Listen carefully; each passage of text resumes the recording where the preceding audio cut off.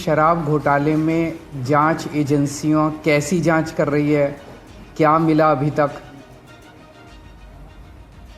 इसमें मनीष सिसोदिया जी जो कि फाइनेंस मिनिस्टर थे, डिप्टी चीफ मिनिस्टर थे, उनके ऊपर सबसे बड़ा आरोप ईडी ने और सीबीआई ने लगाया है कि मनीष सिसोदिया जी ने अपने 14 फ़ोन तोड़ दिए। तो इन्होंने सबूत ख़त्म करने की कोशिश की। ये सारी जांच वांच करने के बाद इन एजेंसीज़ ने मनीष सिसोदिया पे आरोप लगाया कि 14 फ़ोन तोड़ दिए। ये ईडी की चार्जशीट है,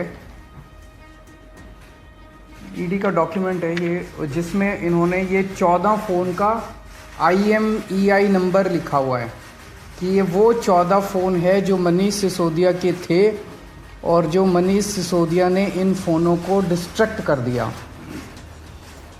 ये ईडी के डॉक्यूमेंट में है। इसी के बाद ईडी की सीजर मेमो है।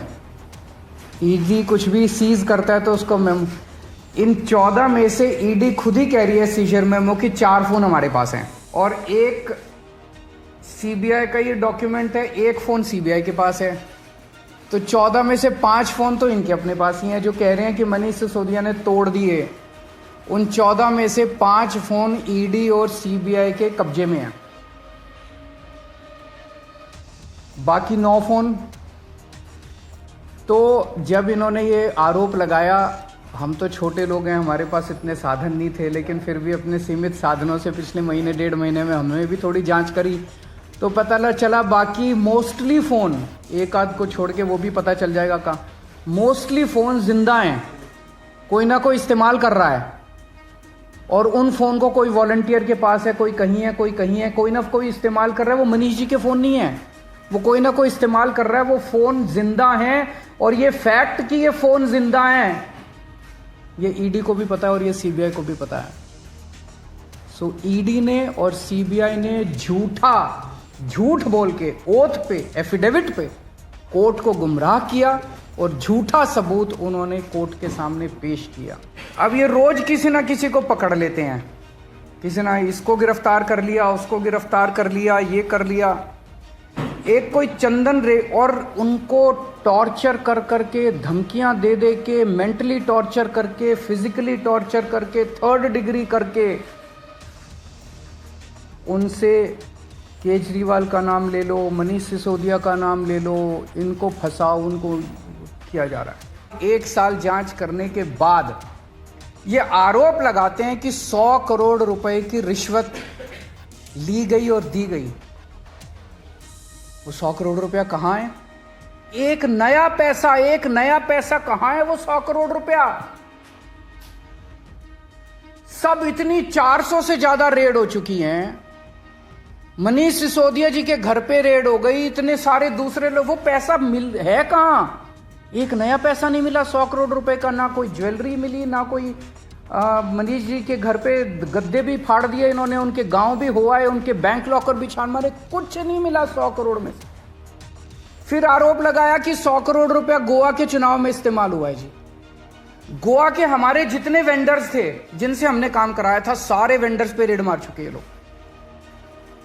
सारे वेंडर्स को इन गिरफ्तार कर करके स्टेटमेंट ले चुके, वहां कुछ नहीं मिला, सारी पेमेंट चेक से हुई है हमारी। सारा हिसाब किताब इलेक्शन कमीशन को दिया हुआ, वहां भी कुछ नहीं मिला। गोवा चुनाव के अंदर इनको धेला नहीं मिला। ये पॉलिसी इतनी शानदार पॉलिसी थी, ट्रांसपेरेंट पॉलिसी थी, जो भ्रष्टाचार खत्म कर देती पूरे के पूरे शराब सेक्टर में। ये इस बात से साबित होता है, ये पॉलिसी जब पंजाब में लागू की गई, पूरी कॉपी पेस्ट पॉलिसी है, जब पंजाब में लागू की गई तो इस पॉलिसी से 50% रेवेन्यू 1 साल के अंदर बढ़ गया। 50% रेवेन्यू दिल्ली के अंदर इन्होंने लागू नहीं की, करने दी, पंजाब के अंदर इनकी चली नहीं, क्योंकि पंजाब एक फुल स्टेट है। तो मैं मोदी जी को कहना चाहता हूं, मोदी जी, अगर केजरीवाल भ्रष्टाचारी है तो फिर इस दुनिया के अंदर कोई ईमानदार नहीं है। मुद्दा भ्रष्टाचार है ही नहीं, मुद्दा भ्रष्टाचार की जांच है ही नहीं, मुद्दा शराब घोटाला है ही नहीं। ऐसा शख्स, देश का प्रधानमंत्री जो सर से लेके पैर तक भ्रष्टाचार के अंदर डूबा हुआ है, उसके लिए भ्रष्टाचार मुद्दा कैसे हो सकता है? कल सत्यपाल मलिक जी ने एक इंटरव्यू दिया, मैं वो सुन रहा था। सत्यपाल मलिक जी ने कहा मोदी जी को भ्रष्टाचार से कोई परहेज नहीं है। ये मैं तो नहीं कह रहा हूँ, ये तो उनके अपने गवर्नर कह रहे हैं। सत्यपाल मलिक जी कौन है?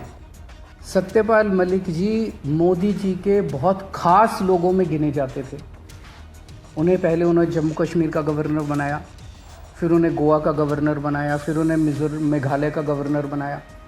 उन्होंने कहा कि मेरे जो इंटरेक्शन हुए मोदी जी के साथ, उसमें पता चला है कि मोदी जी को भ्रष्टाचार से किसी तरह का परहेज नहीं है। उसी इंटरव्यू में उन्होंने कहा कि इन लोगों के कुछ मुख्यमंत्री हैं जो भ्रष्टाचार करते हैं, खूब पैसे इकट्ठे करते हैं, लेकिन वो सारा पैसा मुख्यमंत्री अपने पास नहीं रखते। वो पैसा ऊपर भेजते हैं और वहां से वो पैसा उनकी दोस्त की कंपनियों के अंदर इन्वेस्ट होता है। मैंने भी तो इसी तरह का कुछ कहा था अपने उसमें। तो चलो मेरी बात तो नहीं मानी, अब तो गवर्नर इनके अपने गवर्नर कह रहे हैं। तो ऐसा व्यक्ति जो इतना भ्रष्टाचार कर रहा है, उसके लिए भ्रष्टाचार मुद्दा हो ही नहीं सकता। उनके लिए भ्रष्टाचार मुद्दा थोड़ी है। तो फिर ये आम आदमी पार्टी के पीछे क्यों पड़े हैं? 75 साल के भारत के इतिहास में किसी एक पार्टी को इतनी बुरी तरह से टारगेट नहीं किया गया जिस तरह से आम आदमी पार्टी को ये लोग टारगेट कर रहे हैं। नंबर 2 को गिरफ्तार कर लिया, नंबर 3 को गिरफ्तार कर लिया, और उनको गिरफ्तार करने का तो मकसद इनका यही था कि मेरी गर्दन तक पहुंचना। For such fine news breaks and video features from ground on your mobile phones, don't forget to subscribe to our channel, The New Indian, by clicking on the bell icon. Also, follow us on the social media handles on Instagram, Twitter, Facebook and Coup.